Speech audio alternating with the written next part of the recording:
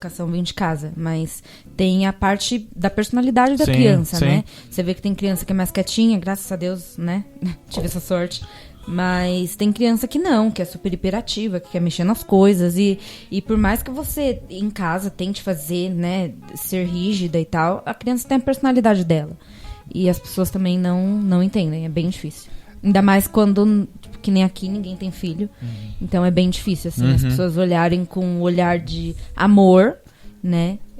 Geralmente é com um olhar de julgamento. Então, a partir do momento que você engravida, você tem que acostumar com um olhar de julgamento. Acho que a Camila queria falar, não? A gente, é uma história que eu e a Camila a gente vivenciou. Eu aproveitar para fazer uma crítica também. A gente estava em Alter do Chão, né? E lá, Pará. Lá no Pará. E a gente tava lá, na praia, assim, e a nossa mesa, ela tava em cima da água, né? Então eu tava ali com um pezinho na água, ali de boa. E a gente tava comendo uma porção de fritas. E, tinha umas crianças do nosso lado, numa mesa do lado, e elas estavam, se divertindo muito, assim, sabe? E elas saíam, iam até a areia e voltavam correndo, postando corrida até a água. E, cara, correndo na água, lógico que vai espingar, né? E aí chegou uma hora que caiu a comida pegou um pouco de água na batata ali. Aí a Camila falou, e a gente começou a conversar sobre isso. Vendo as pessoas criticando, eu olhando, julgando as crianças. E você pensa, cara, você tá do lado da água, né? Se você não quer se molhar, vai pra areia, né? As pessoas esquecem que as crianças têm que ser crianças. Exato. Né? Eu lembro, por exemplo, acontecia tias minhas, a gente tava brincando na beira da piscina, ela queria tomar sol e deitava na beira da piscina. Não podia molhar. Eu falei, pelo amor de Deus, você quer tomar sol? Vai pra laje, filha. Você tá do lado da beira da piscina, não vai se molhar? Com todo respeito, você com 30 anos ainda é um perigo ficar na beira da piscina do seu lado. Eu tenho nada a ver com isso. Só um parênteses, só porque a gente entrou nesse contexto, forças lá, o pessoal de Alter que tá foda que tá passando lá. por um incêndio, é muito Alter difícil. Do Chão tá no meu coração. E total autocrítica, né, com essa história que o Zico contou, porque eu fiquei meio brava, né? Falei, caiu água na minha batata, sabe? Coisa chata. E aí, muito isso, né, Camila? Presta atenção. Você, como educadora, sabe? Se liga. E claro, né? Ele tá na beira da água, a gente não tem o que fazer, assim.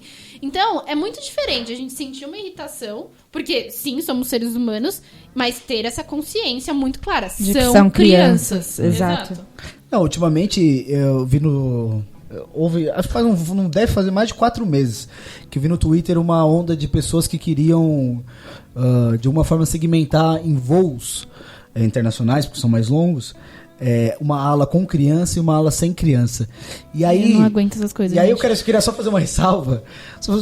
Que o cara aguenta o chefe dele, o cara aguenta o trânsito de São Paulo, o cara aguenta, sei lá, não sei nem quantas coisas você tem que aguentar numa vida adulta. E aí, quando você tá num voo, o que te incomoda é a criança. É que isso me lembrou, eu tô rindo aqui porque isso me lembrou um voo que eu fiz com o Zico e com o nosso outro amigo. O Zico a gente foi pra Brasília. Não foi eu, Zico, foi o nosso outro amigo que ficou irritado. O Júlio. Que já gravou com a gente aqui. Tá bom. A gente tava no voo, indo pra Brasília, cara, e a gente tava morrendo de sono. E aí a gente falou, vamos aproveitar o voo pra tirar um cochilo, né? Eu e o Júlio. Cara, tinha uma criança atrás da gente que ela tava histérica, assim. E, sei lá, ou ouvido, alguma coisa. E aí ela não parava. E aí o Júlio não conseguia dormir, cara. Eu coloquei fone de ouvido, não dormi. Até que eu falei, eu vou começar a brincar com a criança. E aí na época eu tava fazendo curso de mágica, tá? Eu comecei a ficar fazendo mágica com a criança. E o Júlio falou, mano, obrigado, cara. E eu fui 2 horas de voo, sei lá, fazendo a mesma coisa com a criança. E ela não cansava, né? E eu falei, irmão, tudo bem, demos uma acalmada. Eu vou falar uma coisa, vou usar outras palavras em respeito ao João Miguel e a mãe do Zé, que reclama que fala muito palavrão nesse podcast. Bom. Que fala pro Júlio e ficar incomodado lá com a chefe dele que fazia ele trabalhar 10, 12 horas. Não, o incômodo não era com a criança, era com o fato de não conseguir dormir. Não conseguir dormir. Né? Não, eu sei, tô só enchendo o saco dele. Mas acho que é isso que a gente deve, às vezes, se perguntar cara, se você não consegue obviamente, se você chegou até esse ponto, todo mundo já foi criança. Se você não consegue nem se colocar no lugar de uma criança, que provavelmente nesse mundo é a única coisa que sobrou de pura e inocente. Sim. Você vai sensibilizar com o quê? E daí vem a parte, né? Será que a mãe não vai calar essa criança? Exatamente. Eu quero morrer com isso. Porque além de ter uma empatia de, você já foi criança tá descobrindo muito mais. É muito difícil alguém ter uma empatia com a mãe, né? Tipo, essa mãe, ela tá fazendo de tudo pra essa criança se acalmar. Sim. Porque ela sabe, sim, que ela tá incomodando as outras pessoas, mas ela não tem o que fazer, sabe? Exato. Porque você sabe que você tá incomodando, né? Que o seu filho está incomodando. Mas não tem o que fazer, gente. Tá chorando, vou fazer o quê? Mas é que a grande questão é que... E só comentar que bater não resolve nada. Não. Pelo amor de Deus, né? gente. Não, deixa eu só falar uma coisa. Que é, a parte é... Esses caras que se incomodam, essas pessoas que se incomodam no geral... Geralmente elas incomodam outras pessoas também, mas elas não fazem essa percepção, falam assim, putz, a criança tá me incomodando, mas eu não incomodo ninguém. Não, ao contrário. Elas são as pessoas que tratam mal os garçons, são as pessoas que gritam, são as pessoas que conversam atrás de você no cinema. São essas pessoas. Que aí quando a criança chora, fala assim, esse criança aqui não dá, né? Pra voar e tal. Eu sou a favor da teoria, cara, se você se incomoda, leva um protetor de ouvido, sabe? Isso. Compra a fileira da frente e de trás. Pronto. Eu fui viajar pra Salvador com a escola e a gente viajou, a gente foi com 40 alunos, né? 40 alunos e acho que era 5 professores. Cara, 40 alunos é metade do avião. A galera olhava pra gente assim, eu olhava assim, você quer fazer o quê, filho? Eles são a maioria aqui. Se eles quiserem, eles derrubam esse avião. Entendeu? Você não lembra quando você era criança? Conseguem, hein? Você não lembra quando você era criança, sabe? Tipo, como eram as excursões de escola pra você? As pessoas esquecem o que é ser criança. Mas eu acho que a gente tá mudando o futuro. Mas eu queria só fazer uma pergunta pra Samira e depois você e a Camila podem responder, porque vocês trabalham com crianças, apesar de ser um pouco maiores, né? Sobre como você se sente a responsabilidade. Porque eu tô pensando aqui na gente, que tem 20 e poucos anos, a nossa responsabilidade é o quê? Não perder nosso emprego, sei lá, não dirigir embriagado e coisas desse tipo. Mas... A partir do momento que você é mãe, e aí pai também, enfim, como é o sentimento de responsabilidade? Mano, isso é muito difícil. Caraca. Eu continuo com as mesmas responsabilidades que vocês, né? Não posso perder meu emprego. Eles não apagam, né? Eu não posso dirigir embriagado, eu não bebo hoje, né? E todas as suas responsabilidades, mais a de alimentar e manter viva uma criança. Só aumenta, né? Eu lembro que, principalmente o primeiro mês, assim, do Miguel, que foi bem crítico pra mim por conta do puerpério, eu acordava todos os dias e falava assim, nossa, ele tá vivo, mais um dia. E eu contava, nossa, mais um dia, ele tá vivo. Eu consegui deixar uma criança viva, e hoje, com 2 anos, sabe? Tô fazendo um bom trabalho, ele continua vivo. Então é uma responsabilidade absurda, assim, é uma pressão enorme. Que eu fico pensando assim, baseado nos relatos da minha mãe, que eu sou o segundo filho, então eu tinha 2. Que a minha mãe falava que às vezes ela perdia gente de vista e ouvia um barulho. Aí pensava, meu Deus, o que aconteceu? Então não sei se acontece isso com você. Cadê o Miguel? Meu Deus, você tá vindo as coisas. Tá lá no quarto fazendo bagunça e sabe? Que é o tipo de responsabilidade, eu tô pensando aqui, que é o tipo de responsabilidade que às vezes você nunca imagina, porque você pensa assim, vou chegar em casa e vou relaxar. Então. Não lembro quando foi a última vez que eu dormi a noite inteira, assim. Hoje, com 2 anos, o Miguel dorme comigo. Então, eu ainda acordo pra dar o suco dele, que hoje ele toma suco de madrugada. Então, não sei o que é dormir bem. Fazem 3 anos, né? Porque tem a parte da gravidez ali. Não, e não sei, né? Fiquei pensando agora, porque já escutei relato de muitas mães. E às vezes eu me vejo um pouco, porque eu quero muito ser mãe um dia na vida. E não sei, né? Sou educadora, lido com muitas crianças, né? Durante o dia. E aí eu fico assim, não é possível. Assim, quando eu tiver um filho, ele não vai fazer isso. Ai, não fala isso. Não fala Exatamente. Não é possível. Olha isso. Não, meu filho não vai comer doce antes dos 2 anos. Oh, sei lá, coisa Deus desse tipo, céu. sabe? Queria que você comentasse um pouco olha, sobre isso. Eu imaginava um filho, assim, perfeito, sabe? Não que o meu não seja, né, meu amor? Mas é isso, não vai comer doce, meu filho vai fazer tal coisa. Você idealiza um filho, né? De, ele vai ser assim, ele vai ser assado. Só que, gente, não dá, é a personalidade da criança. O Miguel, por exemplo, queria estar amamentado pelo menos até 2 anos. Ele parou de amamentar com 7 meses por conta própria. Aí eu comecei a introduzir leite, né, industrializado.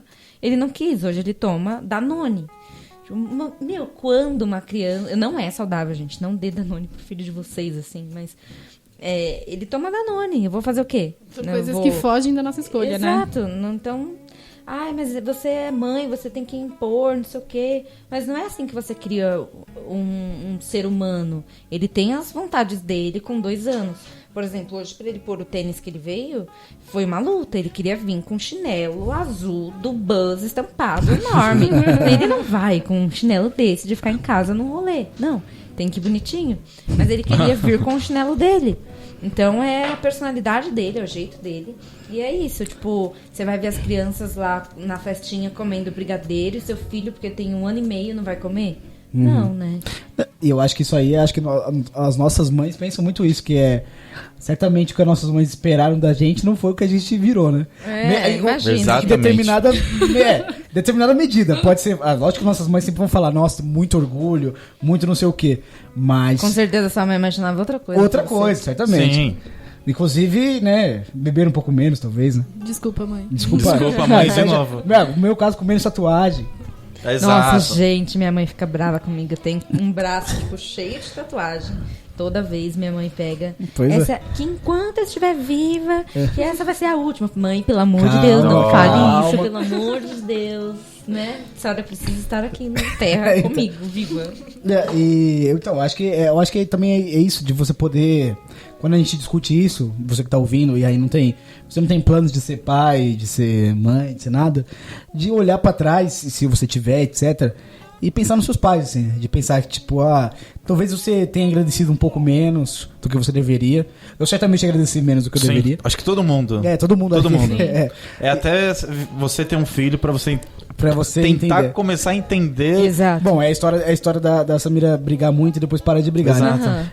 Eu não briguei, nunca, acho que a minha relação com a minha mãe foi sempre muito tranquila, mas tenho certeza que a partir do momento que eventualmente eu tiver um filho um dia, eu vou conseguir enxergar umas coisas assim que eu achava que tava super certo e depois não tava. Sim. Você começa a dar valor até o fato de... Tipo, caraca, minha mãe com certeza fazia isso por mim. Acordar de madrugada. Gente, é horrível acordar de madrugada ou você querer dormir e não conseguir. Então, acho que você acaba olhando sua mãe dessa forma, assim. Caraca, minha mãe fazia isso por mim. Minha mãe tirava o meu cocô. Coisas simples, assim. Você não dá valor. A gente entende um pouco, sei lá, a gente culpabiliza muito, né? Como assim, sei lá, um acidente aconteceu? Comigo aconteceu uma vez, né? Minha mãe tava me amamentando e ela dormiu. E eu caí, rolei, porque chão abaixo, assim, né? Super normal. Então, e aí eu machuquei aqui, tanto que eu tenho uma cicatriz aqui em cima da sobrancelha. E aí, não sei, fiquei pensando, né? Na época, várias pessoas, como assim? Você dormiu e a sua filha se machucou? E aí, acho que quando você é mãe, tô aqui especulando, né? Uhum. Você entende muito isso, né? Porque você tá vivendo muitas coisas que você não imagina, que você não controla e que merdas vão acontecer e não tem o que fazer, sabe? Você tem que aprender a lidar com aquilo, né? Exato, é bem complicado. Eu deixei o Miguel cair da cama algumas vezes. E eu vou fazer o quê, gente? Caiu. A primeira vez que ele caiu, ele tinha 4 meses. E acho que de 4 para 5. E eu fui desesperada, minha cama é super alta, assim. E eu fui desesperada pra levar ele pro hospital. Graças a Deus não deu nada. Aí depois da segunda vez, aí caiu a terceira vez de novo. E aí, tipo, vai. Vida que segue. Não tem muito o que fazer, assim, acontece. Ué, mas é como na vida adulta, ou mais ou menos adolescente, que a sua mãe fica aflita quando sai à noite, mas vai fazer o quê? Exato. E outra, você se tornar mãe, você não... tem mãe, já tem a carteirinha de graduada, né? É um negócio que você aprende aos poucos. Isso o pessoal tem que entender também. Exato. Não, e você tem que aprender todos os dias, porque cada fase é uma fase. Até semana passada o Miguel agia de uma forma. Daí hoje o Miguel age de outra forma. Uhum. Então, são fases. Eu vou fazer o quê? Ir aprendendo e talvez no segundo filho seja mais fácil. Hoje eu não faria algumas coisas assim. Ou não também, porque o segundo filho pode ser completamente diferente do João Miguel, né? Exato. Mas, por exemplo, uma coisa que eu não faria com o segundo filho, assim, a parte de montar o enxoval. Eu comprei muita coisa pro Miguel. Que com o segundo filho eu acho que não tem necessidade de fazer o que eu fiz, sabe? Eu fiz loucuras, assim. Então você vai aprendendo, sabe? Talvez possa ser que seja mais fácil ou não. Vai lá falar. Não, eu só queria falar que é um negócio bizarro, né? E às vezes a gente fica...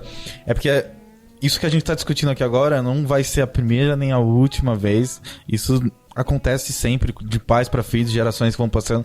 Porque nossos pais foram de uma geração, a gente que tá aqui é de outra. Sim. O Miguel, quando ele crescer um pouquinho, ele vai ser já de outra. Uhum. E... eu falo muito isso porque, por exemplo, minha mãe, Que é uma santa. Que é uma santa. Ela, por exemplo, eu julgo, né? Ela é uma mãe super muito protetora. Até porque o histórico dela foi bem difícil, assim. Eu sou a terceira tentativa dela, porque a primeira